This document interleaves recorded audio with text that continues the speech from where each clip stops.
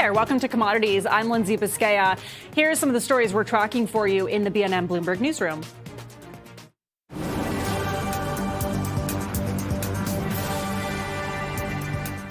The U.S. is forecasting oil production to reach a record high in 2027. With the Strait of Hormuz blocked, America has become a key alternative supplier to the world. U.S. crude exports have hit record highs, and traders are beginning to worry about global inventory cushions being depleted.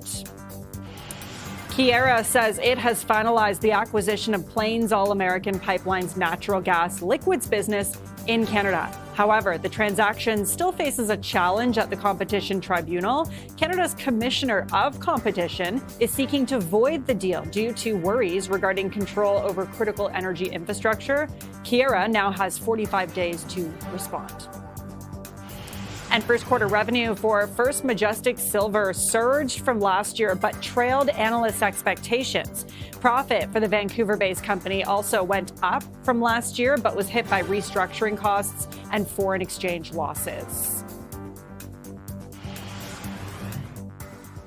And let's take a look now at how some key commodities are trading today. We'll start with energy prices. You can see the price of oil is moving higher once again, up almost 5% at the moment, extending these gains as Donald Trump has been casting doubts today over a ceasefire with Iran, potentially prolonging the reopening of the Strait of Hormuz. And because it's been closed, we've seen those energy prices just bumping up. Gasoline as well, up almost 3% at the moment. Natural gas, though, a different story. You can see it's down almost 3%, and we'll continue to track that for you. We've got a conversation on natural gas coming up this half hour. If we take a look at where some of the metals are trading today, gold is sliding as U.S. inflation numbers have reduced the odds of a rate cut. Obviously, we saw those numbers coming in today. CPI data up 3.8% in the U.S. You can see gold is down by 0.4% at the moment. Silver's got a bit of a bump, up more than a full percentage point right now. And copper, a really interesting story today, nearing fresh all-time highs above 14,000 a ton on the London Metal Exchange. You can see copper up 2.7% at the moment. And we're going to continue talking about that. Copper jumped above 14,000 a ton, closing in on a record high as a rebound in Chinese demand and mounting supply risks outweigh concerns about the Iran war and impacts on global growth. Bloomberg Intelligence's senior commodity strategist, Mike McGlone, joins us now to kind of break all of this down. So, Mike, I think, first of all, if you can just explain further, it's great to have you, by the way, if you can explain further why copper is spiking so much compared to, gold and silver, for example. Like, what's going on? Well, hello, Lindsay. It's like some optimism for global GDP. As we've all heard before, copper is known as the metal that has a PhD in economics. It has a very high correlation to the global economy and to U.S. stock market. So I'm kind of flummoxed a little bit by copper right now. It's catching up to aluminum. Apparently, there's issues potentially with supply due to crude oil, spiking crude oil prices and production of copper. But I'm a little indifferent about demand from China, because indications from China, as indicated by their falling bond yields, their bond yields running around 1.76 to 10, that's kind of a deflationary source that I've been really worried about copper. But if you overlay the per pound price of copper with the S&P 500, just take off 3 zeros off the S&P 500, it's been the same price for basically 10 years, and it's lagged behind. Now it's just catching up. So right now, in the per pound price of copper, we've just made a new high. We're at $6.64 a pound. It was hovering at $6 for a while. If it catches up to the S&P 500, it'd be about $7.30 a pound. So apparently that's what it's doing right now. But it seems like it's an optimistic view on GDP, global GDP, post this Iran war. I was going to ask you to explain the link between global GDP and copper. Yeah, well, that's it. It's the metal known to have PhD in economics. And that's why I've been really worried about it. Most estimates for global GDP are heading downward, obviously, because crude oil is spiking upward. And we're seeing major disruptions from the Gulf. Now, that's really helping push up the price of aluminum and maybe per copper, with sulfur being part of the refining process for copper. But I'm just really somewhat skeptical of this rally. I think the key thing I look at copper is it's a very dependent commodity, i.e. it needs a stock market, U.S. stock market, to keep hitting record highs to go higher. Otherwise, if we have this little global GDP tilt downward, that'll be a pressure factor on copper. And then we all know the bigger picture is electrification trend. But again, still, I just don't, I'm really concerned about the demand pull sources from China, and overall inventories are somewhat high in China. Is China the main, is that where most of the demand for copper is coming from, is China? I imagine given the uses that copper has when it comes Yeah. to in data centers and whatnot, it would have high demand around the world. But is most of that coming from China? Well, when you talk about industrial metals, the first subject is China. What's China doing? Is there massive demand pull? Now, they're facing tariff issues with the U.S., but their exports to the rest of the world are really picking up. They're taking in those cheap EVs and renewable sources, and copper is a prime factor in there. So right away, yes, you have to start with China, but that's why I'm concerned with that bond yields in China indicating deflationary sources. The macro, I'm just concerned how sustainable this is. The bottom line, though, copper is number one, China. Deflationary force is a bit dicey, but the inflating U.S. stock market is part of pulling it higher. And copper obviously nearing these fresh all-time highs. Just before we let you go, do you think we'll see those fresh all-time highs this week, or what do you think is going to happen with the price of copper? Friend's your friend. Momentum's up. It's probably going to be above that 14,000 level in the per ton price, and we've already done it in the North American per pound price. We're at a record high as we speak. Okay, Bloomberg's intelligence analyst Mike McGlone joining us live. Mike, thanks so much for that. Appreciate it. Sammy. Up next, oil prices rose today as optimism is fading amongst traders that the U.S. and Iran will reach a deal to end the war. More on that coming up in a moment.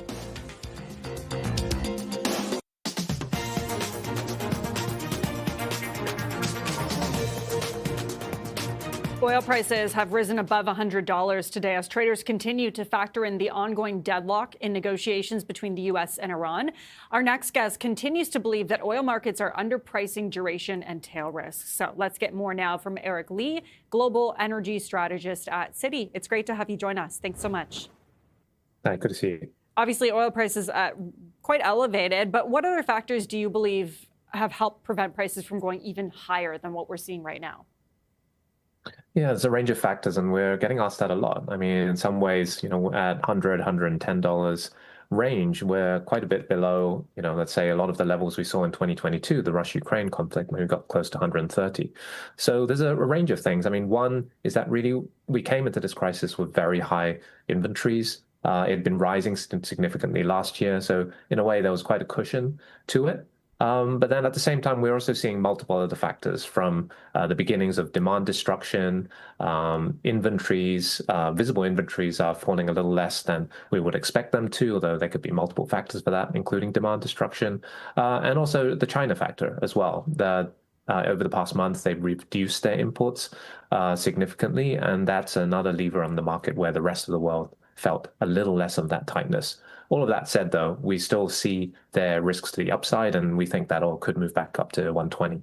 Wow. You mentioned in your note that healthier inventory levels in the U.S. might have made domestic conditions maybe less problematic. But with the current pace of inventory drawdowns that we're seeing, how soon could conditions worsen, do you think?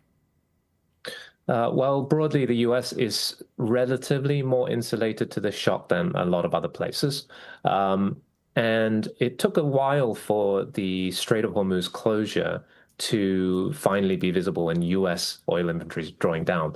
One part of that is that, it took a while for the oil and water to really drop off. And then for the rest of the world facing this shortage to really pull on U.S. barrels, really call on U.S. to export a lot more oil. And that's what it's done. So the last few weeks, we've seen record levels of U.S. oil exports up in the 6 million barrel per day range. And that will combine with, drawing down domestic inventories. The Strategic Petroleum Reserve in the U.S. and the Gulf Coast is also releasing oil, so that's helping as well. But now, 6 weeks, 6 to 8 weeks after, the beginning of the war, we're seeing U.S. inventories now draw down a lot, and they can keep going.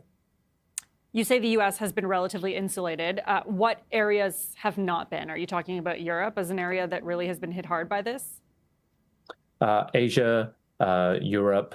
When you look at the straight flows, the 15 of crude and 5 or so of refined product exports, a lot of it went to Asia, some of it went to Europe. So those were, in a sense, the very first waves of impacts that were felt. And then that has continued to expand as they pull on other sources of crude and refined products, including the U.S. Should travelers reconsider visiting Europe, for example, this summer due to the current circumstances surrounding fuel in that continent? Well, certainly prices are going to be high, and that may be reflected more and more in airfares or even, flights that are being cancelled, particularly more on the short haul side. Over the past weeks, there were alarms kind of put up in terms of worrying about European jet fuel inventories drawing down to tank bottoms. While it is a tight market, we did see that there was a bit of a runway before we got to those levels, but no doubt that first impact is more the price impact than shortages. Now, given duration is the uncertainty, if it were to really stretch on much longer, then you can continue to move into that red zone. But at least in the next month or so, we don't see immediate fuel shortages in Europe. Okay, so let's talk now about the gap between the paper and physical markets, because when you see the price of dated Brent moving closer to paper prices, what does this indicate to you? Well, it indicates that the physical markets are now a little less tight than they were earlier on. So as in that chart being shown, earlier on in the first month of the conflict, you saw dated Brent significantly above the front month futures price, suggesting that this physical market, the physical shortage, and the scramble for physical barrels by refiners was particularly intense. And not only dated Brent, but other markers like Dubai, crude marker right at really close to the epicenter of the impact was 20, 30 bucks above Brent futures at the time. So you definitely have had some of those initial scramble ease somewhat, but the situation is still very tricky. There's one key topic for investors this week, and that is Donald Trump visiting China. That's happening later this week on Thursday. What do you think the conversation will be there? Do you think China is actually eager to see the strait reopen, or no? I think it's going to be a mixed picture. One of many topics may well be the Strait of Hormuz crisis. China does have a relatively close relationship with Iran. It's has been one of the main buyers of Iranian oil, and so should have some degree of influence, but not total, but may have a say in that. Now, on one hand, China is very sensitive to the energy and particularly the global economic situation, particularly as a major exporting country. However, in a slightly different way from the US, China is also relatively insulated from the strait compared to, say, Japan or South Korea, other nations. One part of that is that over the past year, and really multiple years, it's built up a significant stockpile of strategic, or at least strategic and commercial oil inventories that is helping cushion its own situation at the moment. Now, they may also be seeing, the U.S. Somewhat strategically stuck in a Middle Eastern conflict as something that may be, strategically at least to their advantage. But again, the economic situation globally definitely affects them. They do have an interest in reopening, but they don't need to rush as much as many other countries. Okay, watching for that meeting later this week. We'll have to leave it there. Eric Lee, Global Energy Strategist at Citi. Appreciate your time. Thanks for joining us. Thank you. Up next, we'll have a look at the importance of natural gas in the AI data center build-out. We're back in a moment with that conversation.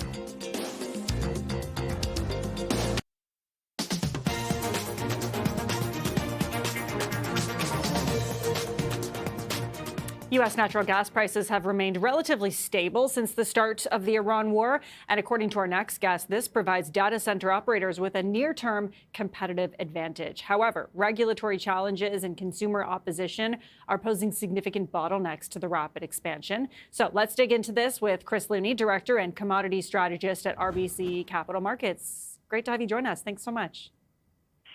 Thank you for having me. Maybe if you can explain, first of all, why natural gas prices have remained kind of a little more steady throughout this conflict. That's a great question. And I think when you look at the global energy landscape in this current environment, It's hard to imagine a certain energy commodity really being so insulated from the loss of energy globally. Obviously, the closure of the Strait of Hormuz shut in Qatari volumes, which applied around 20% of the world's LNG as well. Emirati volumes were shut in as a result, and that has really pushed up global gas prices. This is particularly true in Asia, where you see high prices, as well as Europe. Meanwhile, in the United States, because of the hard capacity cap for exports, and we've essentially been operating, with the exception of recently, around 95% fully utilized, there just wasn't the ability to have a sort of demand response on the natural gas side and LNG export side for the U.S. And this really means that as the U.S. is not a gas importer or LNG importer, it has been insulated from the upside prices that we've seen globally. So would you say that now is an ideal time to capitalize on the data center build out in the U.S. in particular? Well, we're already seeing that really play out. And when you look at sort of the development of what's going on, in our recent analysis, we actually mapped both the operating, the under construction, and the planned projects for data centers over the major shale basins across the United States. And what you really do see is quite a heavy overlap between those shale basins and where this planned data center capacity is coming online. And part of that, I think, is capitalizing on low energy costs, on low gas costs, especially through 2030, where we think natural gas will actually win out as the primary source of power for a lot of these data centers because of its availability, because of existing infrastructure, and because of the ability to either build your own power capacity from gas or pull that from the grid. How sustainable is that to keep that trend going if the U.S. has to increase natural gas exports to regions that are affected by what's happening in the Middle East, like they have had to with oil?